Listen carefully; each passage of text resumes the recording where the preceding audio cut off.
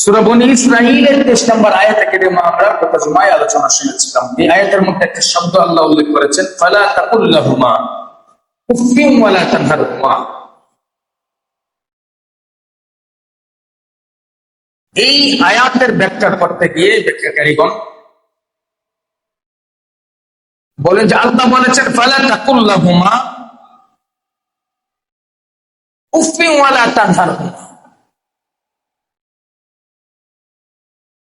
তাদের মনে ব্যথা পাবে, তাদের মনে কষ্ট পাবে, এই কষ্ট পেয়ে তারা উফ শব্দটা ব্যবহার করবে। মা বাবা সন্তানের কথায়, সন্তানের ব্যবহারে, সন্তানের চলাফেরায় কষ্ট পেয়ে উফিন ওয়ালা তানহারহুমা উফ শব্দটাও যেন ব্যবহার না করে। সন্তান এমন ভাবে কঠোর কথা বলল, এমন ভাবে আঘাত দিল, আঘাত পেয়ে কথা শুনে কষ্ট পেয়ে তার উফ শব্দটা ব্যবহার করল।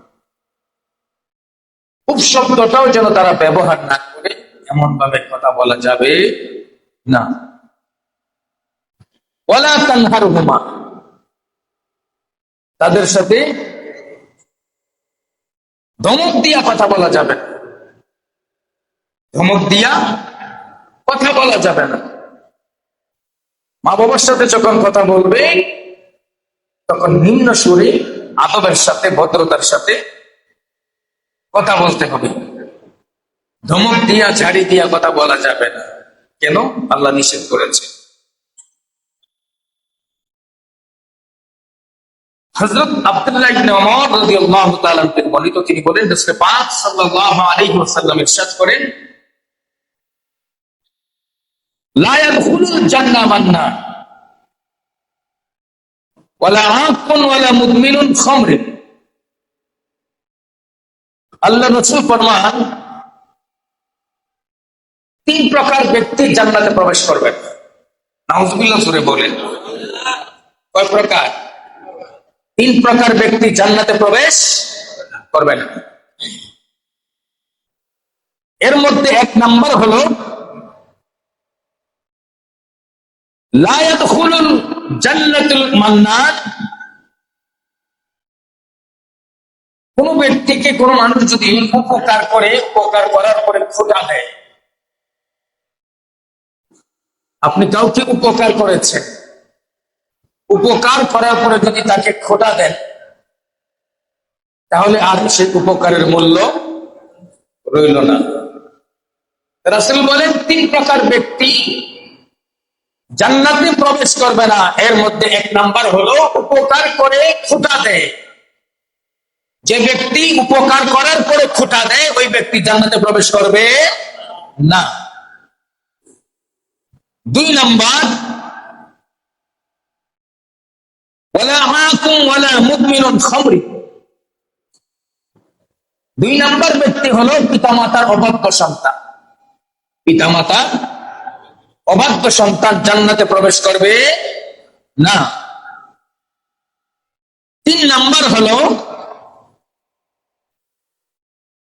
মুদমিনুন খামরিন। যে ব্যক্তি মদ পান করে, যে ব্যক্তি মদ পান করে, ওই ব্যক্তি জান্নাতে প্রবেশ করবে না। আমরা রাসূল পাকের হাদিস থেকে তিন প্রকার ব্যক্তির নাম পেলাম, যে তিন প্রকার ব্যক্তি জান্নাতে প্রবেশ করবে না। এক নাম্বার উপকার করে খোটা দেয়, দুই নাম্বার মা বাবার অবাধ্য সন্তান, তিন নাম্বার মদ পান করে। এই তিন প্রকার ব্যক্তি জান্নাতে প্রবেশ করবে না। এই তিনটা কাজ যেন আমাদের মধ্যে না হয়, আল্লাহ পাক যেন হেফাজত করে। সকলে আমিন বলেন। হযরত আবু বকর রাদিয়াল্লাহু তাআলা থেকে বর্ণিত, তিনি বলেন, নবী করিম সাল্লাল্লাহু আলাইহি ওয়াসাল্লাম ইরশাদ করেন, কুল্লু যুনুবিন ইয়াগফিরুল্লাহু তাআলা মিনহা ইয়াওমাল কিয়ামাতি মা শা ইল্লা হুকুকাল ওয়ালিদাইন ইয়াজআলুহু আল্লাহু লিসাহিবিহি ফিল হায়াতি ক্বাবলা আল মামাত। নবীজি ফরমান, নবীজি বলতেছেন মা বাবার অবাধ্যতার গুনাহ ব্যতীত আল্লাহ তাআলা অন্য সমস্ত গুনাহ যতটুকু ইচ্ছা ক্ষমা করে দিবেন। মা বাবার অবাধ্যতার গুনাহ ব্যতীত, মা বাবার অবাধ্য হয়ে গেলে যে গুনাহ হয়ে যায় এটা ছাড়া অন্য যত গুনাহ আছে আল্লাহ পাকের যতটুকু ইচ্ছা ক্ষমা করে দিবেন। কিন্তু মা বাবার অবাধ্যকারী সন্তানকে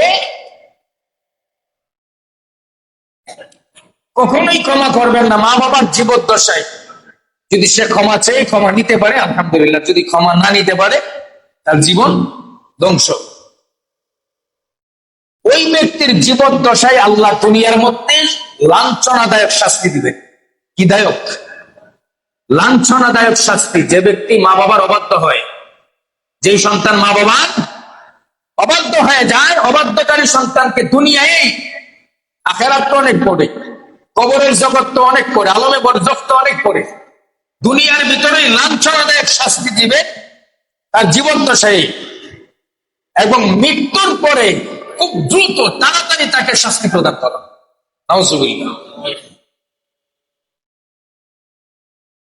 এই জন্য মা বাবার অবাধ্য হয়ে যায় এমন কোন কথা, এমন কোন কাজ করা যাবে না।